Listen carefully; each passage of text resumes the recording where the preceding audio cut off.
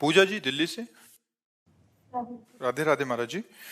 महाराज जी, जीवन में कई बार परेशानियां आती हैं तो लगता है हमने कभी किसी का बुरा नहीं किया, फिर ये सब क्यों हो रहा है? अगर ये पिछले जन्मों का है तो इस जन्म में कर्म क्यों फल मिल रहा है इसका मतलब? क्यों? फसल आपने बोई है तो काटना आपको ही पड़ेगा, कोई दूसरा थोड़ी काटेगा। आज कत्ल करता है, 10 साल मुकदमा चलता है, 20 साल की सजा होती है।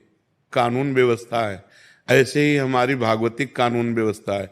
भीष्म जी सरसैया पे पड़े हुए हैं और भगवान से कहते हैं कि मैं 70 जन्म तक देख रहा हूं अपनी दिव्य दृष्टि से, मैंने ऐसा कोई पाप नहीं किया जो मुझे ये दंड मिले कि 6 महीना बाणों की सैया पर। तो भगवान ने कहा 100 के ऊपर चलो।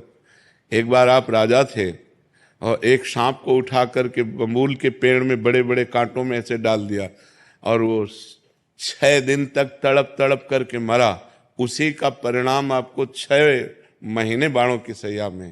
तो एक बार किसी एक आदमी का कत्ल किया तो उसको 50,000 जुर्माना या 1 लाख जुर्माना और आजीवन सजा, क्या दंड मिलते हैं? नहीं मिलते। तो हमारे तो न जाने कितने पाप हैं। अब कौन ऐसा शरीरधारी है जो झूठ नहीं बोल रहा? कौन ऐसा शरीरधारी जिससे पाप नहीं हो रहा? ये तो बात कह देना कि हमसे तो कोई गलती ही नहीं हुई, हमसे तो कोई पाप ही नहीं हुआ, ये बिल्कुल हम अविवेक पूर्ण मानते हैं। नहीं, ऐसा नहीं है। हम सबसे गलतियां होती हैं और उसी भगवान के दरबार में अन्याय नहीं है, क्योंकि वहां किसी के गवाही की जरूरत नहीं है। वो सर्वव्यापी परमात्मा आपके हृदय में ही बैठा हुआ है। मत्ता परतरम नान्यत किंचिदस्ति धनंजय, मेरे सिवा और कुछ है ही नहीं, तो उसको गवाही की क्या जरूरत है? वो देख रहा है। तो हमको बहुत धैर्य पूर्वक चलना है। देखो, हम कई बार बता चुके हैं कि हमारे शरीर की रचना 2 कर्म से हुई है, पाप और पुण्य। दोनों के मिश्रण से मनुष्य शरीर बनता है। केवल पाप से यातना देह का निर्माण होता है जो नरक में मिलता है। केवल पुण्य से देव देह का निर्माण होता है जो स्वर्ग लोक, महारलोक, जनोलोक, तपलोक, सत्यलोक आदि में। लेकिन मनुष्य लोक में दोनों मिश्रित होते हैं, पाप और पुण्य। तो जिस अवस्था में जो हमें दुख मिलना है वो कर्म हमारे ऊपर लागू हो जाएगा। अगर पुण्य कर्म लागू है तो हमें सुखद अनुकूलता प्रशंसा मिलेगी। अगर पाप कर्म लागू है तो दुख प्रतिकूलता निंदा मिलेगी। वो हमारी वैसी बुद्धि हो जाएगी, जैसी हो भवतव्यता तैसी बने सहाय, आप ना आवे ताहि पे ताहि तहां ले जाए। अचानक आपसे ऐसी क्रिया बन जाएगी कि आपकी निंदा होगी, आपकी अवहेलना होगी। अचानक आपसे ऐसी क्रिया बन गई, दांव लग गया, कि आपकी प्रशंसा होगी, आपकी जय जय हो जाएगी। वो पूर्व कर्मों का विधान चल रहा है। तो फिर मनुष्य जन्म में महानता क्या है? अब नवीन हमसे पाप ना होने पावे। अब नवीन कर्म हम ऐसे ऐसे समझ समझ के करें कि हमारी आगे की जो जन्म हो या आगे जो हमें मिले वो बहुत अच्छा ही हो। पाप कर्म नहीं होने चाहिए। अब हमसे गलती नहीं होनी चाहिए। अब लो नसानी अब नान सही हो। तो ये पक्की बात समझ लीजिए कि अपने कर्म को ही भोगना पड़ रहा है। इसमें बिल्कुल संशय न कीजिए कि मैंने तो पाप नहीं किया। किसने प्रश्न किया था?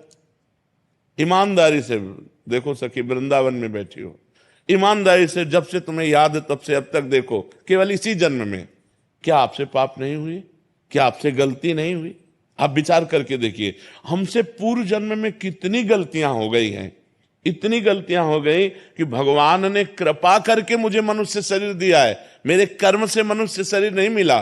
कबहू का करी करुणा नर देहि, देत ईश बिन हेत सने। अब भी भगवान की कृपा देखो कि आप साधु समागम में बैठी हो, आप वृंदावन आई हो, संत समाज में बैठी हो। अब मोहि भाव भरोस हनुमंता, बिनु हरि कृपा मिले नहीं संता। तो भगवान तो आपको दुलार ही कर रहे हैं, भगवान तो आपको कृपा ही कर रहे हैं। पर अब हमने गलती की है तो वो भोग तो हमें भोगने पड़ेगा। और महाराज जी, इस जन्म का कब भोगना पड़ेगा? अगला। जब अभी जो वर्तमान में गलतियां। अगला। और ऐसा भी हो सकता है कि इसी जन्म में भी उसका दंड मिल जाए। भयानक अपराध, भयानक अपराध, जैसे आप संत द्रोह कर दो, संत निंदा कर दो, किसी संत को मार पीट दो, फिर आपको भयंकर आपको कष्ट। साधु अवज्ञा तुरंत भवानी, भक्तन निंदा अति बुरी भूल करे, जिनको के सुकृत बहुजन्म के छिन्न दायक को। तुरंत अकाल मृत्यु का विधान बन जाएगा, तुरंत अकाल मृत्यु का विधान बन जाएगा, तुरंत भयंकर कष्ट देने वाला योग लग जाएगा। महाराज जी, भागवतिक विधान है। भागवतिक विधान है। 2 मिनट में किसी को मार दिया, इसके बाद आजीवन कारागार, और उसको ऊपर से बोले 1 लाख रुपया जुर्माना। तो ये जो हम भोगने आते हैं मृत्यु लोक में, जुर्माना भोगने आते हैं, मूल सजा तो नरक में मिलती है, ये जुर्माना यहां होता है, उसको भोगना होता है। तो जो हमें भोगने को मिला उसे मिल, आगे हम कोई पाप कर्म नहीं करेंगे, आगे हम अच्छा भजन करेंगे तो हमें अच्छा मिलेगा। महाराज जी लोग कहते हैं नरक तो किसने देखा है?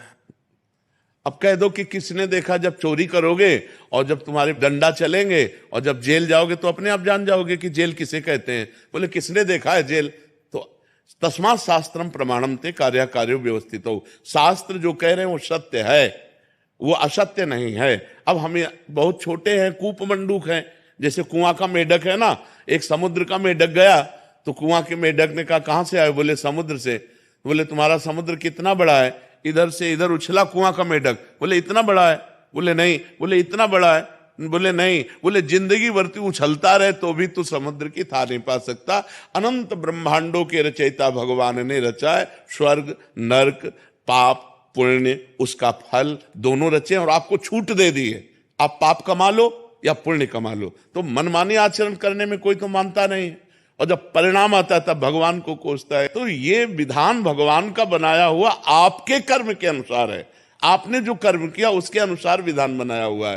को न काहू के सुख दुख कर दाता, निज कृत कर्म भोग सुन भ्राता। इसीलिए जो धर्मात्मा पुरुष होते हैं, शास्त्र को जानने वाले होते हैं, एक भी कदम गलत नहीं रखते। ए भाई मैं नहीं पाप कर्म नहीं करूंगा, तो मुझे मार डालो पाप कर्म नहीं करूंगा, चाहे जितना कष्ट दो मैं अधर्म नहीं करूं, क्योंकि जानते हैं कि अधर्म जो है ब्याज के ऊपर ब्याज लग करके ऐसा फलीभूत होगा कि हमारे पुरखा पानी पा जाएंगे भोगते भोगते।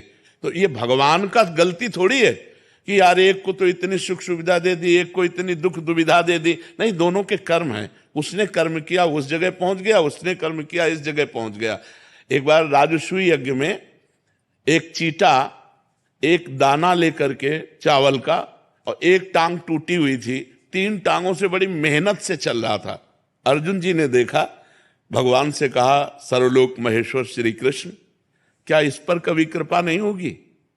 ये बेचारा चीटा एक चावल के दाने को बड़ी मेहनत से ले जा रहा है। तो भगवान ने कहा तुम्हें पता नहीं मुझे पता है, ये 14 बार इंद्र बन चुका है। राजसूय यज्ञ का वो चीटा जो एक दाना चावल बड़ी मेहनत से ले जा रहा था, वो 14 बार इंद्र बन चुका है। महाराज नहुत इंद्र के पद में थे, और व्यभिचार प्रवृत्ति से इंद्राणी के साथ भाव गलत किया तो तुरंत जो है अजगर की योनि में आ गए। कर्म तुरंत देखो ना, बड़े बड़े अधिकारी को सस्पेंड कर दिया जाता है। आप अपने कर्म जहां उत्तम किए तो आप चढ़ते चले जाएंगे। बुद्धिमान वही है जो सुख दुख को भोग कर भजन करते हुए नया पाप ना करे और अपने जन्म को भगवान में समर्पित कर दे। यहां का यश कितने मिनट का? जब तक तुम्हारा शरीर छूटा कौन पूछता है यार? तुम चाहे जिस पद में हो और चाहे जितने बड़े यशस्वी हो, तुम्हारे मरने के बाद यहां जब भगवान का नाम नहीं ले रहे लोग तो तुम्हारा नाम कहां से लेंगे? और तुम्हारे साथ जाएगा क्या?